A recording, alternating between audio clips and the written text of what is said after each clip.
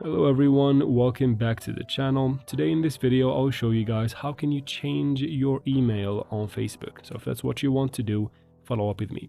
First, let's go ahead and open your Play Store or App Store, only to make sure we have the Facebook app updated to the latest version for everything to run smoothly in the process. After that, quit the store and open Facebook. Of course, you have to be logged into your Facebook account first.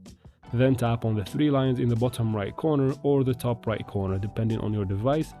From here we need to go to settings. You can do that by tapping the gear icon in the top right corner of the screen, or you can go ahead and tap on settings and privacy, then tap on settings, whichever works for you. We need to go to account center, so tap on account center, that should be at the very top. Wait a minute. Yeah, from account center you need to tap on profiles and personal details. It should be at the very top again. Right here.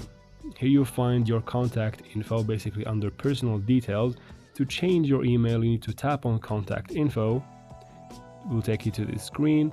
You will find your email here, but we will not use it right now. We won't tap on it yet. Now tap on add email, that should be at the bottom. From here you add the new email. So type in the email that you want to change your Facebook account into, and then tap on next. And from there it's going to take you to a screen where you need to complete the confirmation process. Basically enter the code that you will receive on your phone number or on your old email or whatever. Anyways, once you're done with the confirmation process, you go back to this screen and then tap on the old email that you want to delete. And then once you tap on it, you'll get a button in the bottom in the red that says delete email. Basically, that's how you do it. You just add the new email to your Facebook account and then you delete the old one.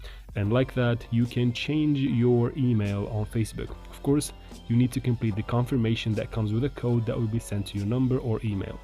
That is it for this video, guys. I hope it was useful. If it was, please like and comment down below. Don't forget to subscribe, and thank you very much for watching.